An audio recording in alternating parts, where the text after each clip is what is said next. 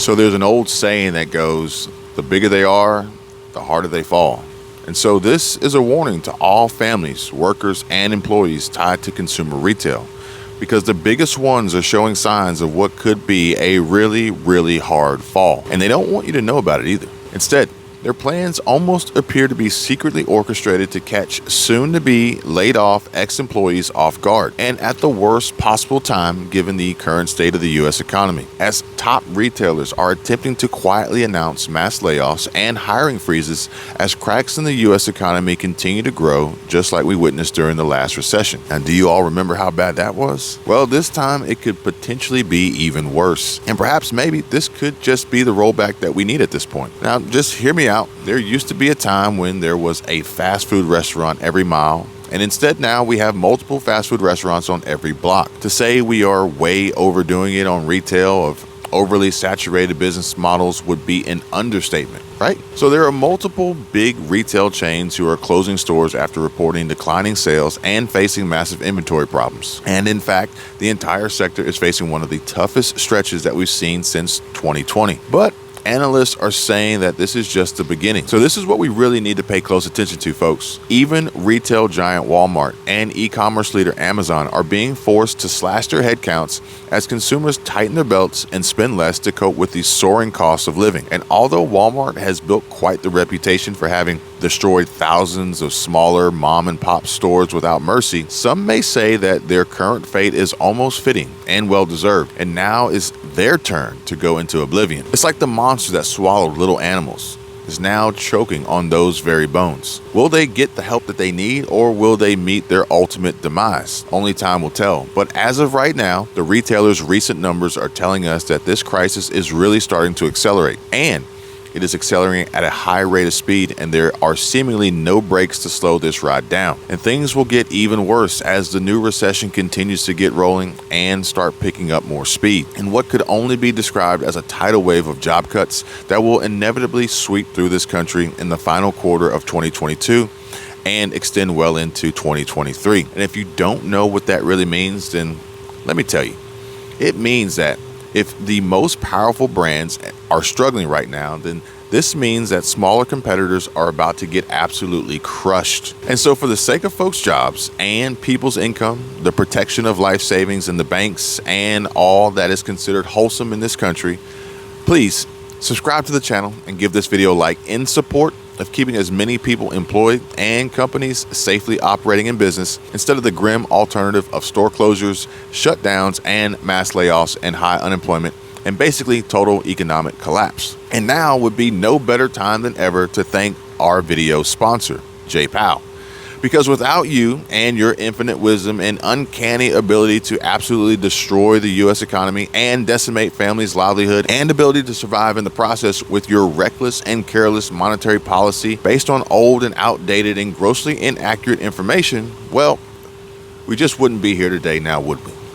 So thanks, Jay. All right, now back to the video. So as a result of this economic downturn, companies across various industries are scrambling to stay afloat and letting employees go in an attempt to cut costs in order to try and stay alive. And get this. So according to data from the Bureau of Labor Statistics, the total number of separations, which includes quits, layoffs, and discharges, rose to 5.7 million. So the situation that they are currently in has been particularly dire for retailers, given that the economy is shifting at a critical time as the all-important holiday shopping season is now upon us. So right now, labor is top of mind for many companies. With inflation, inventory imbalances, and declining sales forcing them to rethink their workforces to get through the recession, many have already signaled that a painful period is ahead.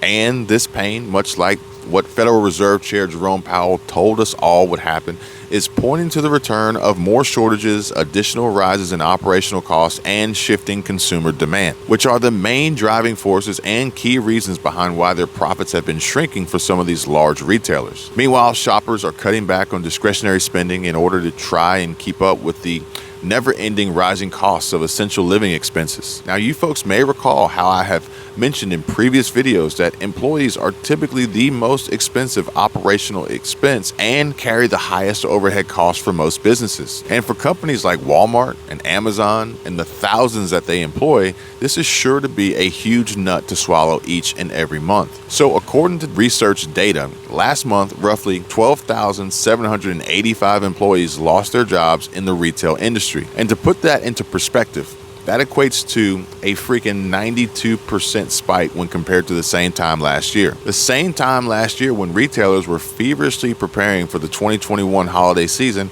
and at the time only 1,023 retail workers were laid off. And very few companies have been able to avoid this downsizing trend at this point, where we are even seeing the largest retailer in America begin quietly laying off workers left and right. So according to Business Insider, Walmart is cutting 1,700 jobs by December. That's less than 3 weeks away, folks. That means that by on or right after Thanksgiving, there will be a lot of sad and unhappy people getting the bad news that they are no longer going to be receiving paychecks from their ex-employer. So after Walmart shared concerns over the impact of inflation on the company, which resulted in falling sales rates this year, the retail giant saw its profits decline by almost 25%. This was just more insult added to injury after it was hit by expensive supply chain costs and massive inventory cloud of non-essential goods that were held up in shipping containers on ships out at sea and held up at the ports due to a lack of labor, finally showing up at stores and at the worst possible time, to say the least. So Walmart CEO Doug McMillon said that Walmart was being forced to reduce prices across several categories to be able to get rid of non-selling stock. And he noted that inflationary prices of fuel and food were affecting customers' ability to spend on certain sectors such as apparel. So is this starting to ring any bells, folks? Does any of this sound familiar? High prices of fuel and food affecting customers' ability to spend? I told you guys before, the future of food and how it will become too expensive for the average middle class, working class, poor family to afford, and the increased price of the diesel fuels needed to produce and transport the foods, which is at critically low levels, low reserve levels, and is all setting the stage for a devastating economic collapse of financially weaker families with poor household balance sheets. Walmart is planning to start by cutting at least 200 corporate jobs and approximately 1,500 warehouse jobs too. So the affected workers should have already started receiving notifications at the end of August after Wally World took a sharp retail dive. So just so you guys know, it's actually federal law that requires businesses with more than 100 employees to give 60 days advance notice of mass layoffs or other work disruptions. And these cuts will start this month and are expected to be completed over the next 5 weeks. So an analyst at Edward Jones has suggested that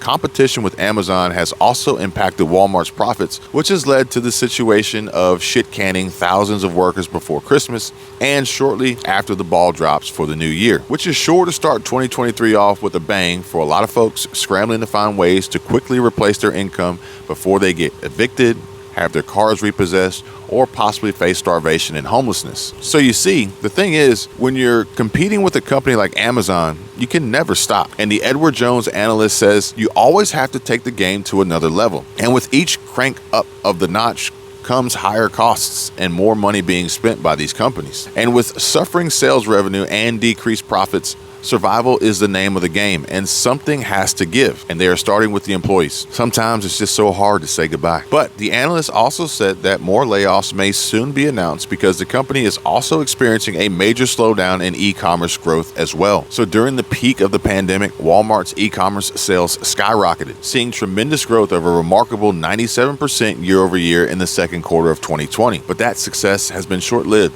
and proven unsustainable, and it's been all downhill from there, with minimal sales growth since the report to date. So for decades, the retail giant has been aggressively expanding its business. Even after recent losses, the company's net and operating income is still far higher than most of its competitors, and is also in far better shape than most everyone else in the industry for that matter, which says a lot. Which leads me to what I have to say next, which is very important and what we all should be paying close attention to. All right, so in my opinion, the only way that it would make sense for Walmart to cut so many jobs in the fourth quarter of 2022 and early first quarter 2023 as if it anticipated that we are heading into an even more distressing retail environment in the coming year, a deeper recession, which will further reduce consumers' confidence and financial ability to spend money. And Walmart's main competitor, Amazon, is also facing its fair share of difficulties too. In fact, Amazon has abandoned multiple projects this year in an effort to reduce costs, which resulted in nearly 560 layoffs in the first quarter in July this summer. The company scratched the idea of physical store concepts such as the Amazon 4-star Amazon Books